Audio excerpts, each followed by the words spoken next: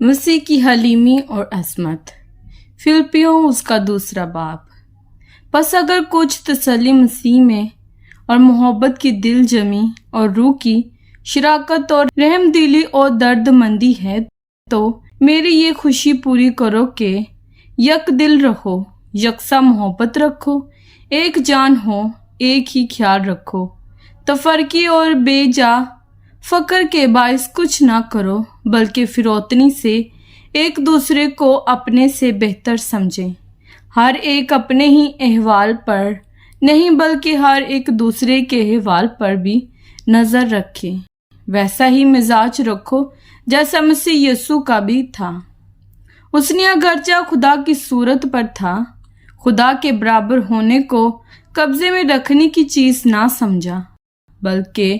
اپنے آپ کو خالی کر دیا اور خادم کی صورت اختیار کی اور انسانوں کے مشابہ ہو گیا اور انسانی شکل میں ظاہر ہو کر اپنے آپ کو پست کر دیا اور یہاں تک فرما بردار رہا کہ موت بلکہ صلیبی موت گوارا کی۔ اسی واسطے خدا نے بھی اسے بہت سر بلند کیا اور اسے وہ نام بخشا جو سب ناموں سے اعلیٰ ہے، تاکہ یسوع کے نام پر ہر ایک گھٹنا جھکے، خواہ آسمانیوں کا ہو، خواہ زمینیوں کا، خواہ ان کا جو زمین کے نیچے ہیں، اور خدا باپ کے جلال کے لیے ہر ایک زبان اقرار کرے کہ یسوع مسیح خداوند ہے،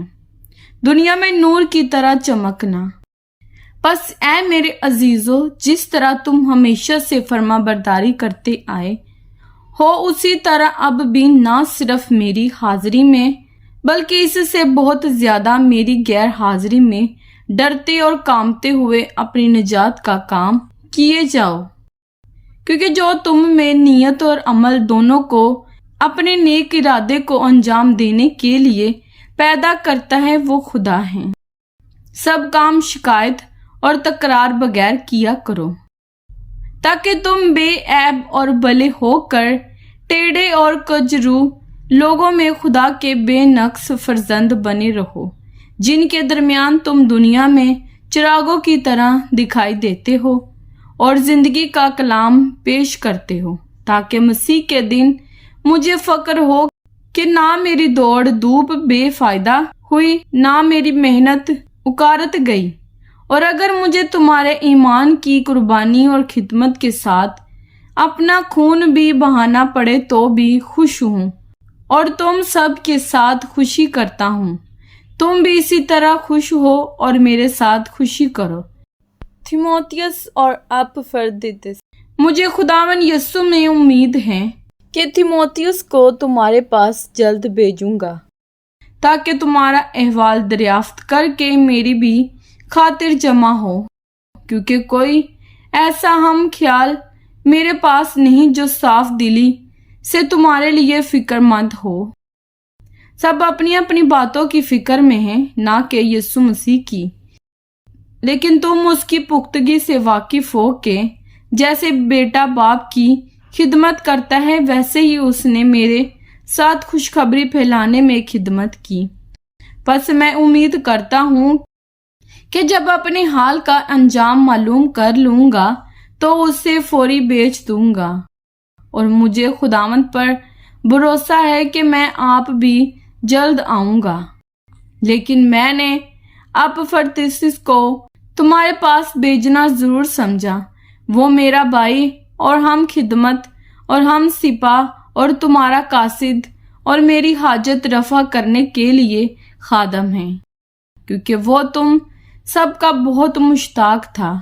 اور اس واسطے بے قرار رہتا تھا کہ تم نے اس کی بیماری کا حال سنا تھا۔